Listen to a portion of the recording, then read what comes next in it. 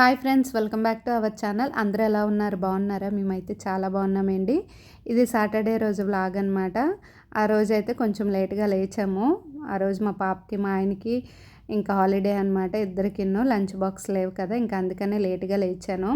ఇంకా లేట్గా లేచినా సరే హడావిడిగా అయ్యాయి అనమాట పనులన్నీను. లేట్గా లేచాను కదా, బ్రేక్ఫాస్ట్ అయితే ముందు ప్రిపేర్ చేస్తాను అనమాట.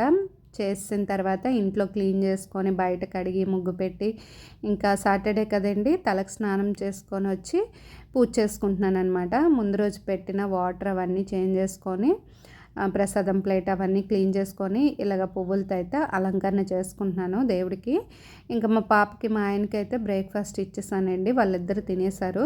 ఇంకా నాదైతే బాక్స్లో పెట్టేసుకున్నాను అనమాట. అదైతే మా అమ్మ వాళ్ళ ఇంట్లో తింటాను. ఇంకా ఆ రోజైతే మా ఆయన మా పుట్టింట్లో వదిలేసి ఊరు వెళ్తున్నారండి.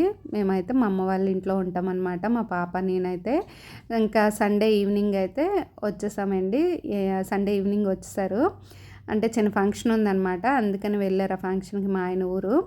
మేము కూడా వెళ్దాం అనుకున్నాం కానీ ఇంకా 1 డేకి ఎందుకని చెప్పి ఇంకా వెళ్ళలేదండి. అదే 3 డేస్ ఉంటే బాగుంటుంది కదా, ఇంకా 1 డేకి అటు ఇటు తిరగడం ఎందుకని చెప్పి నేను వెళ్ళలేదన్నమాట. ఇంక ఇంట్రెస్ట్ కూడా నాకు రాలేదు వెళ్ళడానికి. మా అమ్మ వాళ్ళు కూడాను అంటే ముందు రోజే ఫోన్ చేసి సాటర్డే సండే సెలవు కదా అంటే మా పాపకి అక్కడ ఉంచమని చెప్పారనమాట. తనకి కూడా ఫోన్లో చెప్పడము, అంటే మా పాపతో మాట్లాడారండి. రా ఇక్కడ వచ్చి ఉండు కానీ 2 డేస్ అని చెప్పేసి మా అమ్మ మా నాన్న చెప్పడం, ఇంకా తను కూడా మా అమ్మ వాళ్ళ ఇంటికి వెళ్తానని చెప్పిందనమాట. ఇంకిద్దరం కూడా మా అమ్మ వాళ్ళ ఇంట్లో ఉండిపోయామండి. మా ఆయన అయితే ఊరు వెళ్ళారనమాట. ఇంక ఇక్కడ నుంచి అన్నీ హడావిడిగా అయ్యాయి అనమాట పనులన్నీ. ఆ రోజు సర్దుకోవడం, బట్టలు సర్దుకోవడం, మా బ్యాగ్లోన మా వేరేగా మా ఆయనకి ఊరు వెళ్తున్నారు కదా, మా ఆయనది బ్యాగ్ వేరేగా సర్దుకోవడం అయ్యింది. ఇంకా వర్షం 4 డేస్ నుంచి వర్షం అనమాట, అసలు ఎండ లేదండి. ఎక్కువ బట్టలు రోజును మిషన్లో వేయడం, బట్టలు ఇంకా ఆరబెట్టుకోవడం అలాగే అయ్యిందనమాట. ఇవి ముందు రోజు బాల్కనీలో వేసినవి మళ్ళీ నైట్ నుంచి ఇంట్లో తీసుకొచ్చి వేసాను అనమాట ఫ్యాన్ కింద. వాషింగ్ మిషన్లో వేసినా సరే అసలు ఎండ లేకపోతే చల్లగా ఉంటాయి కదా, ఇంకా బాల్కనీలో వేసాను. కొంచెం గాలి కారే మళ్ళీ ఇంట్లో తీసుకొచ్చి వేసాను అనమాట. ఇంకా తర్వాత ఆ రోజు మళ్ళీ వేసినవి బాగున్నాయండి, ఇలాగ ఆరబెట్టుకున్నాను. కొంచెం ఎండ వచ్చింది, అదే అంటే సాటర్డే వేయలేదన్నమాట, ఫ్రైడే ఈవినింగ్ వేసాను ఈ బట్టలు. ఇంకా బాల్కనీలో వేసాను కదా, కొంచెం ఆరిపోయాయి అనమాట. ఇంకా ఫ్యాంట్లు అలాంటివి ఉంటాయి కదా, అవి ఎండలో పెట్టాను. మేము వెళ్ళేసరికి ఆరిపోతాయి కదా, ఇంకా లోపల అవన్నీ వేయాలన్నమాట. ఇంక ఇదిగోనండి, మార్నింగ్ లేచిన తర్వాత చాయ్ టిఫిన్ అవన్నీ అవుతాయి కదా, అవి కూడా గిన్నెలు ఉంటే తోమేసుకుంటున్నాను అనమాట, ఏమి ఉంచకన్నా. ఇంకా తర్వాత రోజు వస్తాం కాబట్టి ఇంకేమీ ఉంచలేదండి. ఇంక ఇవన్నీ పనులు అవుతున్నాయి కదా, ప్రశాంతంగా కూర్చొని తినడానికి అవ్వలేదన్నమాట బ్రేక్ఫాస్ట్ అయితే. అందుకనే ఇంక ఇవన్నీ ఉన్నాయని చెప్పి నేను బాక్స్లో పెట్టేసుకున్నానండి, మా అమ్మ వాళ్ళ ఇంట్లో ప్రశాంతంగా కూర్చొని తిందామని చెప్పి. ఇంక ఇదిగోనండి, ఇక్కడైతే గిన్నెలన్నీ తోమేసుకున్నాను. మా ఆయన అయితే పెట్టుకుంటున్నారనమాట, ఊరు వెళ్తున్నారు కదా, ఏమేమి కావాలో అవన్నీ పెట్టుకుంటున్నారు. ఆ రోజైతే ఎండ చాలా ఎక్కువగా ఉంది కదండి, ఇంకా మా ఆయన అయితే మమ్మల్ని మా అమ్మ వాళ్ళ ఇంట్లో దించేసి వెళ్ళిపోతానని చెప్పారనమాట. ఇంకా అంటే బయట నుంచి అలా వెళ్ళిపోతాను అన్నారు. బయటకు వచ్చి చూసేసరికి అయితే ఎండ చాలా ఎక్కువగా ఉందండి. మేము బయలుదేరడమే క్వార్టర్స్లోన 10:30కి అలా బయలుదేరాము. ఎండ అయితే చాలా గట్టిగా ఉందన్నమాట. అందులోకి మా ఆయన అయితే బండి మీద వెళ్తున్నారండి ఊరు. వైజాగ్ నుంచి శ్రీకాకుళం అయితే 3 అవర్స్ జర్నీ ఉంటుందన్నమాట. ఇంకా 10:30కి 11కి ఇంకా మా అమ్మ వాళ్ళ ఇంటికి వెళ్ళి 11కి అలాగా స్టార్ట్ అవుతారా ఇంటి దగ్గర. ఇంటికి వెళ్ళేసరికి అయితే 2 అయిపోద్ది. ఎండ ఎక్కువ తగులుతుంది కదా, మధ్యాహ్నం అయ్యేసరికి ఇంకా ఎండ ఎక్కువ తగులుతుంది అనమాట. కారు అయితే కొంచెం సేఫ్టీగా ఉంటుంది కానీ బండి కాబట్టి ఎండ ఎక్కువ తగులుతుంది అని చెప్పి నేను ఆలోచించాను అనమాట. ఇంకా నాకు భయం వేసిందండి, ఒక్కరే వెళ్తున్నారు కదా, అందులోకి ఇంకా భయపడ్డాను అనమాట. ఇంకా వద్దని చెప్పేశాను, అంటే అప్పుడు బయలుదేరొద్దు అన్నాను అనమాట. లంచ్ చేసిన తర్వాత 3:30కి బయలుదేరు, ఒక్కడవే కదా వెళ్తున్నావు, మళ్ళీ అలా ఉంటుంది, ఎండ చూడ ఎక్కువగా ఉందని చెప్పాను. లేదంటే వెళ్ళిపోతాను అన్నారనమాట. ఎందుకు మళ్ళీ టైం వేస్ట్, వెళ్ళిపోతానని చెప్పి.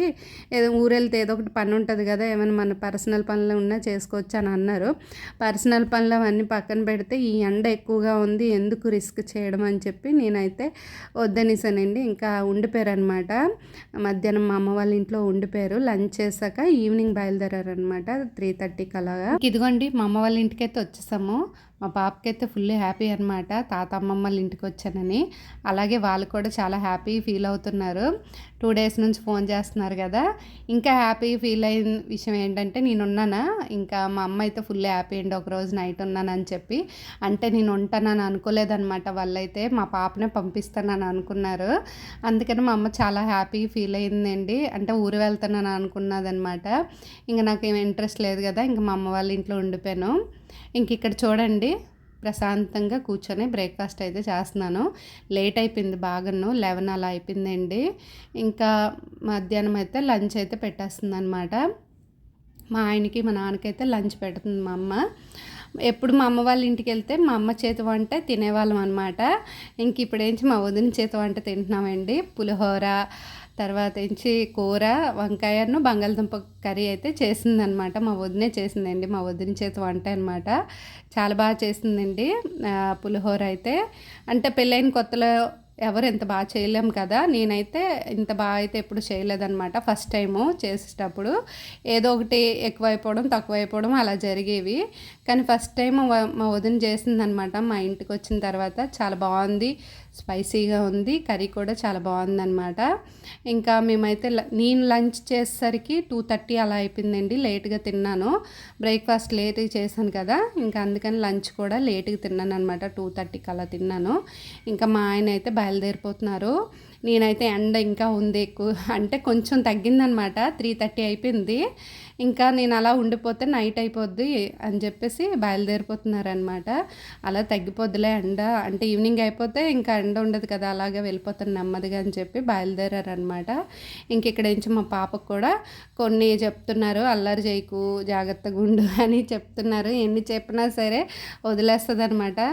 ఇంకా మా అమ్మ వాళ్ళ ఇంటి దగ్గర ఎప్పుడు మేము లేనప్పుడు, అంటే ఇక్కడ ఉంచమని చెప్తూ ఉంటారు కదా, ఉంచితే చెప్తామండి అన్నీ, అల్లరి చేయకు, ఎక్కువ అల్లరి పెట్టకు, అక్కడికి వెళ్ళిన తర్వాత మేము చెప్పిన మాట వినట్లేదు అని చెప్పి చెప్తాము. ఎన్ని చెప్పినా సరే అక్కడికి వెళ్ళక గాల్లో వదిలేస్తుందండి. మళ్ళీ యథావిధిగా అనమాట ఎక్కువ అల్లరి చేయడం గట్రా చేస్తూ ఉంటుంది. ఇంకెక్కడి నుంచి మా ఆయన బయలుదేరిన టైంకి మా అన్నయ్య వచ్చాడనమాట డ్యూటీ నుంచి. 3:30కి అలా వస్తాడు. షిఫ్ట్లు కదా, ఇంక మార్నింగ్ షిఫ్ట్ అనమాట, అందుకని మధ్యాహ్నం వచ్చాడు. ఇంక మా అమ్మ వాళ్ళ ఇంటికి వస్తే మా పాపకైతే ఫుల్గా ఒక్కొక్కరి నుంచి ఒక్కొక్కలా ఉంటుందన్నమాట. తనకైతే మా అమ్మ అయితే అన్నం తినిపించడం, ముద్దు చేయడం అలాంటివి అనమాట మా అమ్మ చేస్తూ ఉంటుంది. అన్నం తింటుందండి, నేను చెప్తూ ఉంటాను కానీ అయినా సరే తినిపిస్తుంది అనమాట. బాగా ముద్దు చేస్తూ ఉంటుంది. ఇంకా మా అన్నయ్య అయితే ఫోన్ చేసి ఏం తీసుకురావాలి అని చెప్పేసి అడుగుతూ ఉంటాడు. నేను వెళ్తే చెల్లి ఏం తేవాలని చెప్పేసి అడగడు, కానీ మా పాప కానీ మా అక్కల బాబు కానీ వాళ్ళిద్దరూ వెళ్తే వాళ్ళకి ఏది నచ్చితే అది తెస్తాడనమాట. కానీ మా పాపకైతే ఇంటి దగ్గర వెళ్ళేటప్పుడు చెప్తామండి, అమ్మమ్మ వాళ్ళ ఇంటికి వెళ్తే బింగోలు, చాక్లెట్లు తెమ్మని చెప్తా, ఇంకెప్పుడు పంపించమని చెప్తామన్నమాట. ముందే చెప్తాము, అంటే తిన్నట్టు తెలిసిందంటే ఇంకెప్పుడు పంపించమని చెప్తాము. అందుకని చెప్పలేదన్నమాట బింగోలు గట్ట. ఫోన్ చేశాడు, చేస్తే ఇచ్చి జున్ను తీసుకురమ్మందండి. జున్నును దూద్ పేడ, ఇగో పెరుగు డబ్బా అయితే తీసుకొచ్చాడనమాట. డ్యూటీ నుంచి వచ్చేటప్పుడు ఆన్ ది వేలోనే ఉంటుంది విశాఖ డైరీ, అక్కడ నుంచి తీసుకొచ్చాడనమాట జున్ను, దూద్ పేడ. జున్ను అయితే మామూలు టేస్టే ఉందని, అంటే అంత టేస్ట్ ఏం లేదులేండి, మామూలుగానే ఉందన్నమాట. కానీ దూద్ పేడ మాత్రం చాలా బాగుందండి, జున్ను కన్నా టేస్ట్ అదే బాగుందన్నమాట. ఇంక ఇక్కడ మా పాప అయితే జున్ను టేస్ట్ చేస్తుంది. ఇంక మేము కూడా తిన్నామండి. తినేసాక బయట కూర్చొని కొంతసేపు కూర్చొని అలా మాట్లాడుకున్నాము.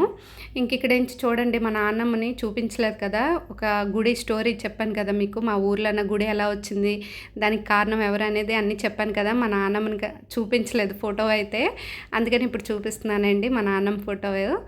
ఇంకా అలా మధ్యాహ్నం అయితే పడుకుందాము అంటే 4 అయిపోయింది, అప్పటికే నిద్ర పట్టలేదు. ఇంకేం పడుకుందామని 10 నిమిషాలు అలా పడుకున్నాను కానీ నిద్ర రాలేదు. ఇంకా అలా వచ్చి చూసేసరికి వీళ్ళిద్దరు టీవీ చూస్తున్నారనమాట, బాలగణేష్ చూస్తున్నారు, ఇంకా లిటిల్ కృష్ణ అవి చూసుకుంటున్నారు ఇద్దరును. మా నాన్న నుంచి అయితే ఇలా ఉంటుందండి. ఇప్పుడైతే టీవీ ఉంది కానీ అది మా వదిన తీసుకొచ్చింది టీవీ. ఇంతకుముందు టీవీ ఉండేది కాదనమాట, మొబైల్సే కదా. ఇంకా మా పాప అయితే వాళ్ళ ఇంటికి వెళ్తే టైంపాస్ అవ్వదని మా నాన్న తరపున సెల్ అనమాట, సెల్ తీసుకోవడం చూడడము తాత సెల్ కావాలని మా నాన్న నుంచి అలాగా తనకి ఉండేదన్నమాట మొబైల్ చూసుకోవడం గట్టను. ఇంక ఇక్కడ నుంచి 5 అయిపోయిందనమాట. మా అమ్మ అయితే ఇంకా పడుకుంది. ఇంకా టీ ఏదో ఒకటి తాగాలి కదా అని చెప్పి కాఫీ తాగామన్నమాట. ఇంక సాటర్డే రోజు అయితే మా అమ్మ వాళ్ళ ఇంట్లో ఇలా గడిచిందండి. ఆ రోజు సాటర్డే రోజు వ్లాగ్ అయితే ఇదే అనమాట. ఇంకా సండే రోజు కూడా ఇంకా అలా గడిచిపోయిందనమాట. సండే ఇంకా ఏం వీడియో షూట్ చేయలేదు. ఇంకా ఆ రోజు వ్లాగ్ ఇదేనండి. వ్లాగ్ నచ్చినట్లయితే తప్పకుండా లైక్ చేయండి, సబ్స్క్రైబ్ చేసుకోండి. Thanks for watching. బాయ్.